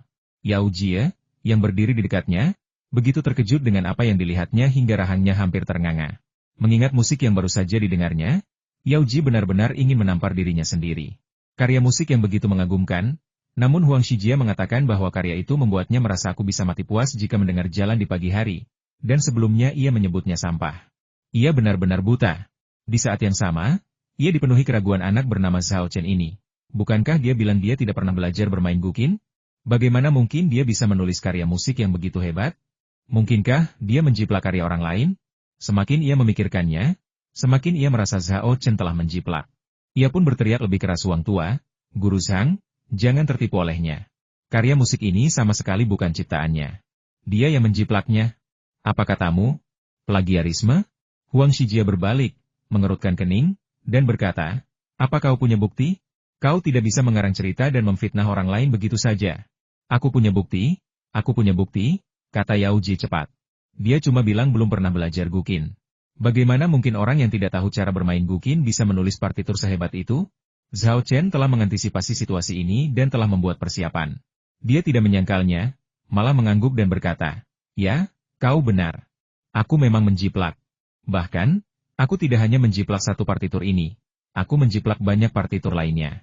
Dia meminta kertas dan pena kepada Chen Jiao, dan mulai menulis dengan cepat di depan semua orang. Di bagian kajian lain-lain di Information Leaf, terdapat banyak sekali partitur musik, termasuk yang digubah oleh Wu Peng sendiri dan yang dikoleksi olehnya. Semuanya merupakan karya klasik yang belum pernah dilihat sebelumnya di dunia.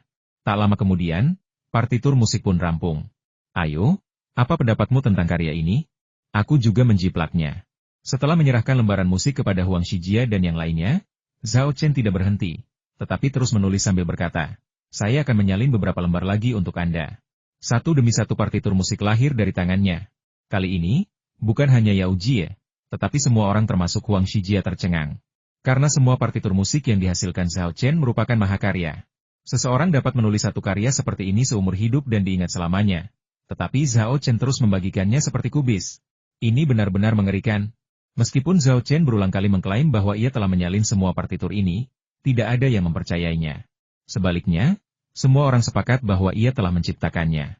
Satu atau dua puisi mungkin tidak masalah, tetapi begitu banyak karya agung bahkan jika seseorang ingin menjiplaknya, mereka tidak bisa. Jika partitur musik ini benar-benar ada sebelumnya, dunia pasti sudah mengenalnya sejak lama. Bagaimana mungkin partitur-partitur ini tetap tidak dikenal hingga sekarang? Ini hanya bisa berarti bahwa semuanya diciptakan oleh Zhao Chen Pu. Melihat Zhao Chen, sebuah kata tiba-tiba muncul di benak orang-orang monster. Benar, di mata mereka, Zhao Chen bukan sekadar jenius, melainkan anak ajaib. Karena tak ada jenius yang bisa menandingi Zhao Chen. Akhirnya, setelah menulis 10 partitur musik, Zhao Chen meletakkan penanya. Dia melirik ke arah sekelompok orang yang asyik membaca partitur dan bertanya, "Bagaimana? Partitur yang kusalin lumayan bagus, ya?" "Hehe, Zhao Chen memang pelawak." Huang Shijia mendongak dari lembaran musik dan tersenyum pada Zhao Chen. Tatapan itu seolah-olah dia sedang memandangi harta karun langka. "Plagiarisme? Zhao Chen, jangan bilang begitu. Kami semua percaya kau yang mengubah partitur ini." Zhang Liping menghibur Zhao Chen sambil memelototi Yao Jie dan memarahi. Apa yang kau lakukan di sana? Minta maaf pada Zhao Chen sekarang juga. Tidak kompeten itu wajar. Tapi memfitnah orang lain seperti ini? Bukankah gurumu mengajarkanmu bahwa moralitas lebih penting daripada keterampilan? Yao Jie dimarahi seperti cucunya. Tetapi dia tidak berani membantah. Bahkan dia merasa dirinya salah. Bagaimana mungkin seseorang yang bisa menghasilkan 10 partitur musik menakjubkan sekaligus bisa menjadi seorang plagiator? Siapa yang begitu bodohnya membiarkan begitu banyak karya hebat tidak dipublikasikan dan membiarkan orang lain menyalinya? Dia buru-buru berkata kepada Zhao Chen, Zhao Chen, maafkan aku buta dan menyinggungmu. Tidak bermaksud menyinggung. Zhao Chen melambaikan tangannya dan berkata, kau benar, partiturku ini disalin. Yao Jie hampir menangis. Apa yang terjadi dengan janji kemurahan hati? Apa yang terjadi dengan janji perut Perdana Menteri yang bisa menampung perahu? Naskah ini benar-benar salah. Bukan hanya Yao Jie, tetapi juga Huang Shijia, Zhang Liping dan yang lainnya percaya bahwa kata-kata Zhao Chen mengandung kebencian. Mereka tidak pernah menyangka bahwa Zhao Chen mengatakan yang sebenarnya. Inilah efek yang diinginkan Zhao Chen. Dia mengantisipasi kritik sejak awal, tetapi dia tidak khawatir. Kau menuduhku plagiarisme? Tidak masalah, aku mengakuinya, dan aku akan menyalin 10 lagi. Jika 10 tidak cukup, maka 100, 1000. Ngomong-ngomong, partitur di koleksi studi lain-lain Information Leaf itu tak terhitung banyaknya. Dengan partitur sebanyak itu, bahkan jika aku bilang aku plagiat, tidak akan ada yang percaya. Yao Jie merasa sangat dirugikan, tetapi tidak berani menunjukkannya sama sekali, dan hanya bisa terus meminta maaf. Bahkan Huang Shijia dan Zhang Liping pun ikut meminta maaf. Melihat ini, Zhao Chen tak bisa lagi berpura-pura. Ia melambaikan tangannya dan berkata, baiklah, masalah ini sudah selesai. Sudahlah, jangan minta maaf lagi. Lagi pula, ini bukan masalah besar. Senior Yao, bisakah kau mengajariku bermain gukin sekarang? Tentu, tentu. Kemana perginya sikap arogan Yao Jie sebelumnya? Ia mengangguk berulang kali sambil tersenyum lebar. Bersikap sepatu mungkin, hatinya dipenuhi kegembiraan dan rasa hormat. Dalam pandangannya, Zhao Chen ditakdirkan untuk menjadi terkenal di dunia musik, bahkan tercatat dalam sejarah. Jika ia menjadi mentor Zhao Chen dalam gukin, bukankah ia juga akan menjadi terkenal dan tercatat dalam sejarah bersama? Membayangkannya saja sudah menyenangkan. Sayangnya, kegembiraan Yao Jie tidak bertahan lama. Mata Huang Shijia berbinar-binar seperti musang yang melihat ayam. Ia melesat maju, meraih tangan Zhao Chen, dan bertanya, kau mau belajar gukin? Hebat. Aku akan menjadikanmu muridku. Aku akan mewariskan semua keahlianku kepadamu. Mulut Yao Jie ternganga, rasanya seperti langsung jatuh dari awan ke dasar jurang. Air mata mengalir di wajahnya, ia mengeluh dalam hati. Kau bercanda? Master Huang, kau master gukin yang terkenal di dunia. Di mana sikap acuh tak acuhmu? Di mana harga dirimu? Di mana integritasmu? Kenapa kau meninggalkan semua itu dan datang untuk mencuri murid-muridku? Aku ingat kau baru saja mengumumkan belum lama ini bahwa kau tidak lagi menerima murid karena usiamu. Bagaimana bisa kau tiba-tiba berubah pikiran? Di usiamu sekarang, kau masih saja mengingkari janjimu. Apa kau tidak takut hidungmu akan memanjang? Keluhannya belum berakhir, tetapi sesuatu yang lebih mengejutkan terjadi pada Yao Jie.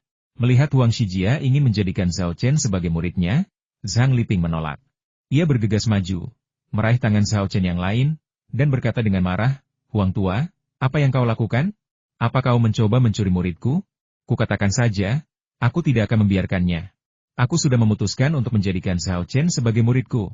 Huang Shijia mengerutkan kening dan berkata, Zhao Chen punya bakat luar biasa dalam menggubah musik. Sayang sekali kalau dia tidak belajar piano dariku. Jadi, jangan cari masalah di sini. Apa maksudmu membuat masalah? Bakat koreografi Zhao Chen sama hebatnya dengan bakatnya menggubah musik. Jenius seperti itu tentu saja harus menjadi muridku dan belajar menari dariku. Selain menari, aku juga sangat ahli dalam alat musik.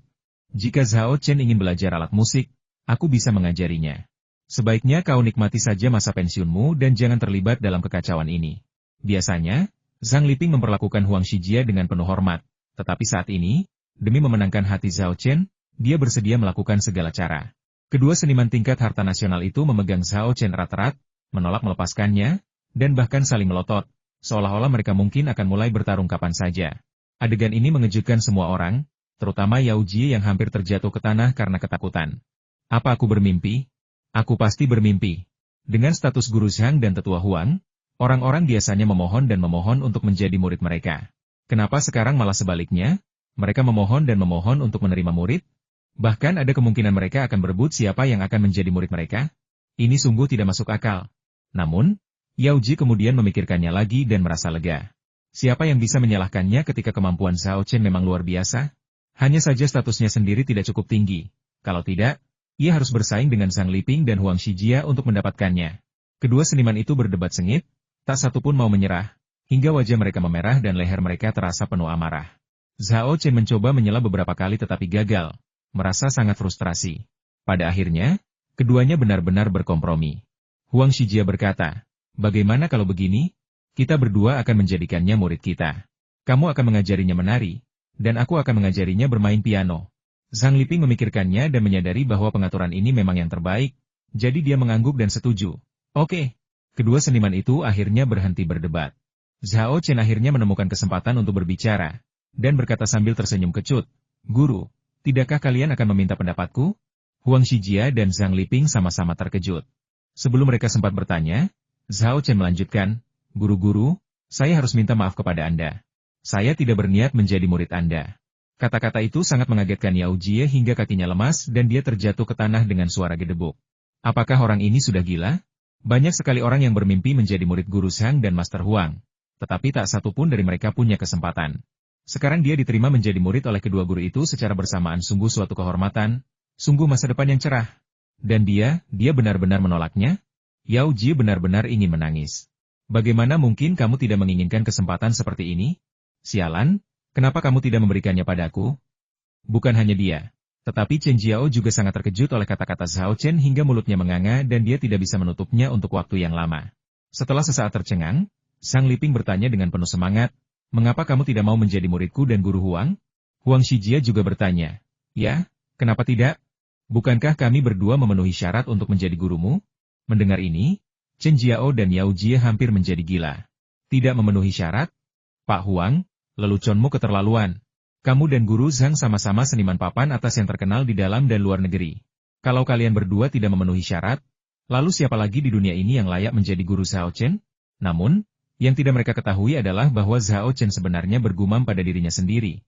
"Kamu benar-benar tidak memenuhi syarat." Bercanda, gurunya adalah Wu Peng, juru bicara jalan surga, yang hampir menjadi orang suci. Zhang Liping dan Huang Shijia memang seniman papan atas, tetapi dibandingkan dengan Wu Peng, mereka jauh berbeda dalam hal kekuatan dan status. Bahkan di bidang keahlian mereka, tari dan guqin, Wu Peng benar-benar melampaui dan mengungguli mereka. Mereka tidak memenuhi syarat untuk bersaing dengan Wu Peng untuk mendapatkan murid. Tentu saja, Zhao Chen tidak dapat mengucapkan kata-kata ini keras-keras, karena mendapatkan warisan Wu Peng merupakan rahasia yang harus dijaga kerahasiaannya. Untungnya dia tidak mengatakannya keras-keras, kalau tidak dia akan membuat banyak orang ketakutan setengah mati. Menanggapi pertanyaan kedua seniman itu, Zhao Chen menjawab, "Karena saya tidak pernah berpikir untuk pindah jurusan." "Oh, ya?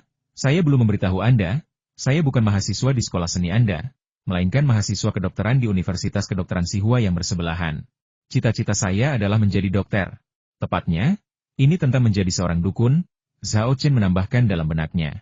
Jalan ilmu sihir dan pengobatan dapat memungkinkannya melampaui hal-hal duniawi dan memulai perjalanan legendaris untuk menjadi seorang abadi atau orang suci. Meskipun jalan ini sulit, penuh duri, dan medan terjal, daya tariknya jauh melampaui daya tarik para penari dan pemusik. Perbedaan antara keduanya bagaikan langit dan bumi. Bagaimana mungkin Zhao Chen melakukan sesuatu yang seperti mengambil biji wijen dan kehilangan semangka? "Apa? Mahasiswa kedokteran?" Huang Shijia tertegun. "Kamu punya bakat musik dan tari yang luar biasa. Bagaimana mungkin kamu meninggalkannya dan kuliah kedokteran? Bukankah itu membuang-buang bakatmu? Jika kamu menjadi muridku dan Master Huang, aku jamin dalam 10 tahun, bahkan tidak sampai 10 tahun, paling lama 3-5 tahun, kamu akan bisa terkenal di dunia internasional dan menjadi salah satu yang terbaik, atau bahkan nomor satu, di antara generasi penari dan musisi baru." Zhang Liping menasihati dengan nada kecewa dan frustrasi. Zhao Chen membusungkan dadanya dan berkata, "Saya pikir bakat saya di bidang kedokteran lebih besar daripada bakat saya di bidang musik dan tari." Dia tidak menyombongkan diri. Jika dia tidak cukup berbakat di bidang kedokteran, bagaimana mungkin Wu Peng memilihnya sebagai penerus dukun? Zhang Liping ingin membujuknya lagi. Tetapi sebelum ia sempat berbicara, Huang Shijia, yang berdiri di sampingnya, tiba-tiba memucat dan bibirnya menghitam. Ia memegangi dadanya yang terasa sangat sakit. Bahkan penglihatannya pun gelap dan kakinya pun lemas. Ia pun jatuh ke tanah dengan suara gedebuk. Kejadian yang tiba-tiba ini mengejutkan semua orang. "Huang tua, ada apa? Kamu baik-baik saja?" Zhang Liping tak sanggup lagi membujuk Zhao Chen. Ia segera membungkuk, Dengan cemas bertanya tentang kondisi Huang Shijia sambil mencoba membantunya berdiri. Pada saat yang sama, dia berteriak kepada Chen Jiao dan Yao Jie, yang berdiri di sana dengan kaget, "Kalian berdua berdiri di sana untuk apa? Panggil ambulan sekarang juga." Dan satu orang lagi, bantu Huang tua berdiri. Sebelum dia sempat menyelesaikan ucapannya, Shao Chen memotongnya dengan teriakan tajam, "Jangan sentuh tetua Huang." Saat Huang Shijia jatuh, Shao Chen mengaktifkan teknik pengamatan Qi-nya dan dengan jelas melihat massa energi jahat terakumulasi di area jantung Huang Shijia. Ia juga menemukan bahwa Qi hijau, yang mewakili kayu dalam teori 5 elemen, sangat melemah. Dalam 5 elemen, kayu mengatur aliran, melemahnya Qi kayu menunjukkan sirkulasi darah yang buruk di area jantung.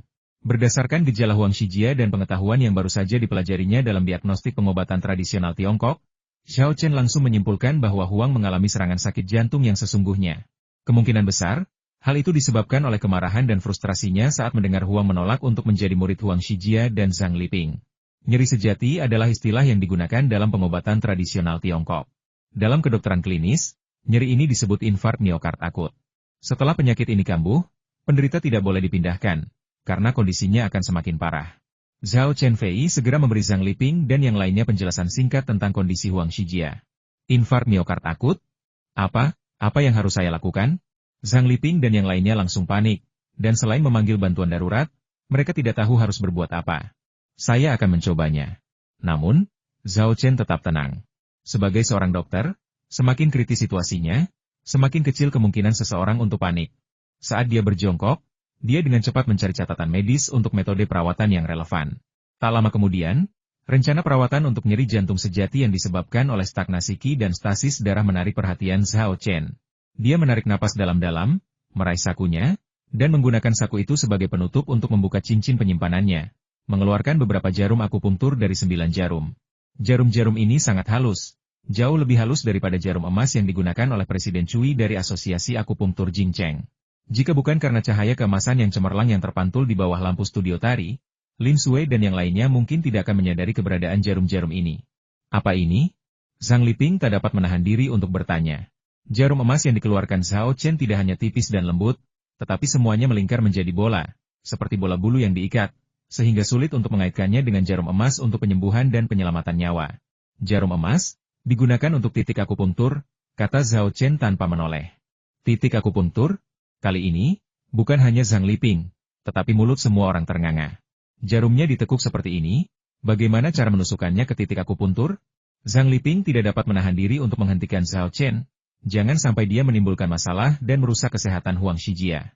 Sebelum dia sempat mengucapkan sepatah kata protes, Zhao Chen dengan lembut menjepit jarum emas itu di antara ibu jari dan jari telunjuknya, lalu jarum yang bengkok itu patah lurus dengan suara berdenging yang jelas. Zhao Chen mengayunkan jarum dengan kecepatan kilat, menusukkannya ke titik akupuntur Huang Shijia, termasuk Neiguan, Jukue, Xinping, Tanzong, dan Sanyin Jiao, dalam beberapa gerakan cepat. Setelah jarum emas dimasukkan ke titik akupuntur, Zhao Chen menjepit dan memutarnya dengan ujung jarinya. Setelah melepaskan genggamannya, jarum emas tersebut benar-benar mulai bergerak sendiri di dalam titik akupuntur, layaknya makhluk hidup.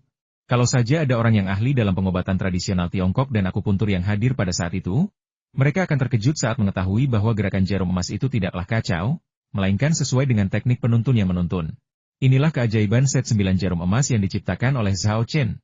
Mereka dapat melakukan akupuntur sendiri, sehingga ahli akupuntur dapat menggunakan waktu untuk perawatan lain, sehingga meningkatkan efek terapeutik, mengurangi penderitaan pasien, dan meningkatkan peluang kesembuhan. Zhang Liping dan yang lainnya sama sekali tidak tahu tentang hal-hal ini. Mereka mengira jarum emas itu bergetar karena terlalu tipis, dan mereka bahkan tidak mempertimbangkan kemungkinan teknik tusuk jarum. Di sisi lain, Lin Sui, meskipun bergelut di bidang keperawatan, masih memiliki sedikit pengetahuan tentang akupunktur. Saat itu, ia membuka mulutnya lebar-lebar, mata indahnya berbinar-binar karena terkejut.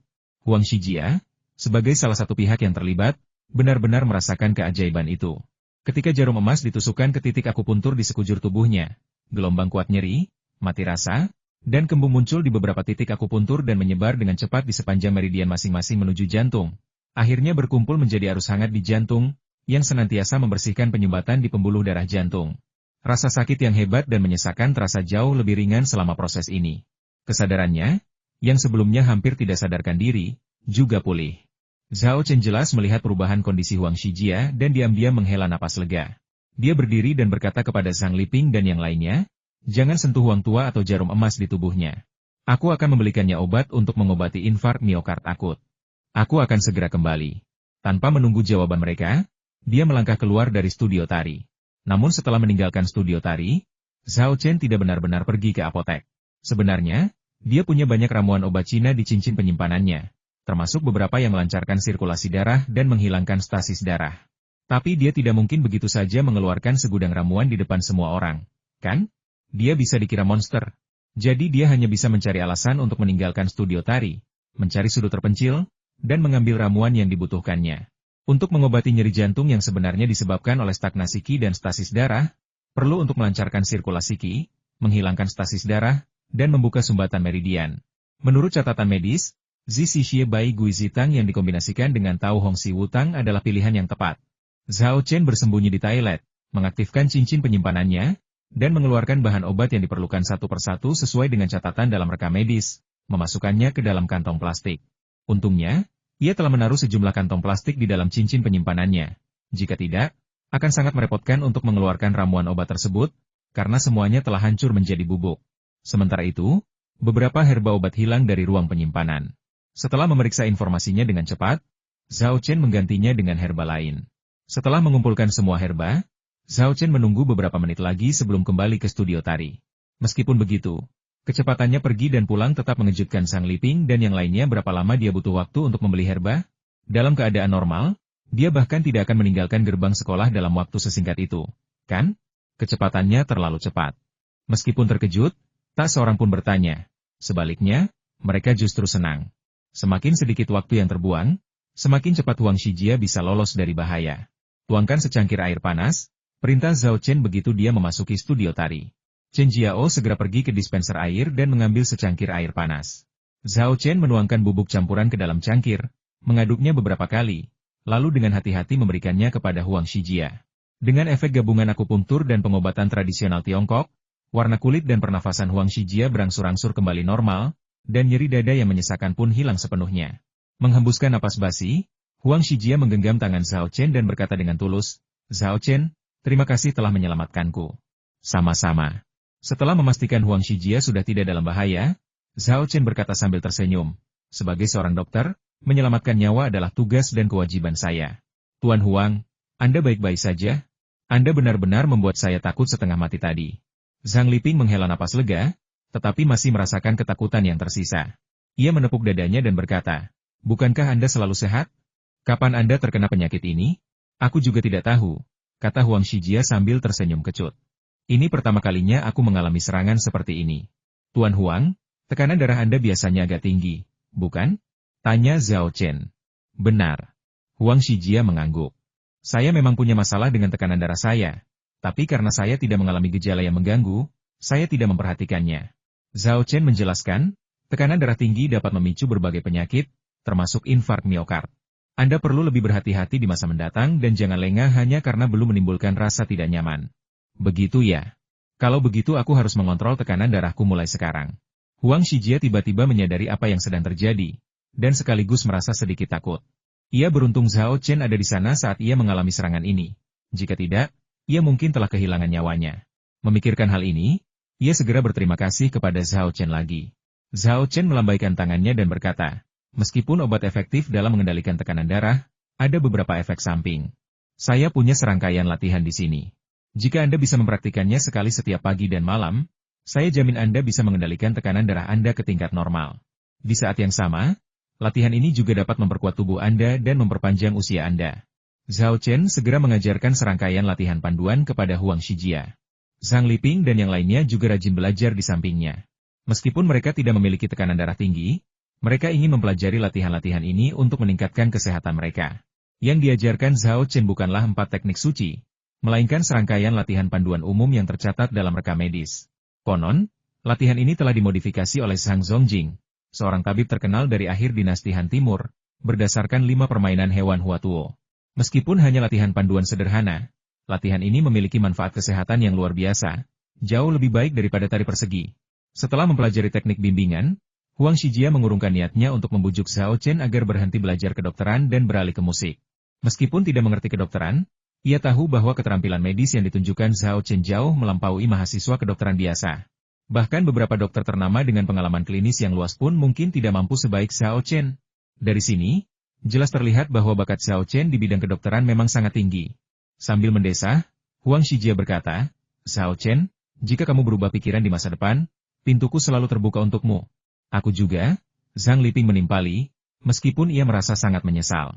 Baru ketika teringat tarian peri terbang di awan, suasana hatinya sedikit membaik. Teringat sebuah pertanyaan, ia segera bertanya, "Zhao Chen, bisakah tarian peri terbang di awan MU dirilis?" Huang Shijia buru-buru menambahkan, "Ada juga lagu peri terbang di awan. Dan 10 lagu lainnya." "Oke." Zhao Chen mengangguk. Merilis lagu-lagu dansa ini akan membuatnya mendapat banyak simpati. Jadi mengapa tidak? Penyesalan di hati Huang Shijia dan Zhang Liping akhirnya sedikit terobati. Zhao Chen berpikir sejenak lalu menambahkan, "Tapi kita harus menunggu sampai setelah pesta malam tahun baru. Tarian dan musik untuk peri terbang di awan sudah kusiapkan untuk pesta malam tahun baru. Aku tidak mau banyak pertunjukan peri terbang di awan di atas panggung nanti. Peluncuran musik dansa Flying Fairy in the Clouds niscaya akan menimbulkan sensasi dan menggugah orang untuk menirunya." "Gala malam tahun baru? Gala malam tahun baru yang mana? CCTV? Atau Beijing TV atau Hunan TV?" tanya Zhang Liping santai. Menurutnya, Flying Fairy in the Clouds sepenuhnya memenuhi syarat untuk tampil di panggung ini. Sebenarnya, bukan suatu kehormatan bagi Flying Fairy in the Clouds untuk tampil di panggung ini, melainkan suatu kehormatan bagi panggung ini. Bukan keduanya. Zhao Chen menggelengkan kepalanya dan berkata, "Ini pesta malam tahun baru untuk beberapa departemen di sekolah kami." "Apa?" Huang Shijia dan Zhang Liping tercengang. "Tarian peri terbang di awan adalah sesuatu yang Anda ciptakan untuk pesta malam tahun baru di beberapa departemen? Apakah ini semacam kemewahan? Apa bedanya dengan menggunakan senjata anti pesawat untuk membunuh nyamuk?" Untuk sesaat, kedua maestro seni itu merasa sedikit tercengang. "Ada apa?" tanya Zhao Chen. "Tidak masalah." Huang Shijia dan Zhang Liping bertukar pandang dan berkata serempak. Namun, dalam hati, mereka merasa benar-benar tak berdaya. "Kau yang membuat koreografi tariannya, kau yang mengubah musiknya, dan kau bebas menggunakannya dimanapun kau mau. Apa yang bisa kami katakan?" Lalu Huang Shijia berkata, "Sepertinya pesta malam tahun barumu sangat meriah. Aku harus pergi menontonnya." Zhang Liping berkata sambil tersenyum, "Saya juga pergi. Tuan Huang, jangan lupa telepon saya." Kedua artis bertabur bintang nasional itu sebenarnya tidak tertarik dengan gala malam tahun baru. Mereka hanya ingin menyaksikan debut resmi Flying Immortal in the Clouds di atas panggung. Dan, tentu saja, mereka juga ingin mendukung Zhao Chen. Zhao Chen berkata, "Saya sangat setuju kedua guru itu datang. Namun, syaratnya, Anda, Tuan Huang, harus mengajari saya memainkan peri terbang di awan sebelum pesta tahun baru. Saya tidak ingin menghalangi Anda dan merusak pertunjukan." Huang Shijia terkekeh, "Aku benar-benar tidak mengerti.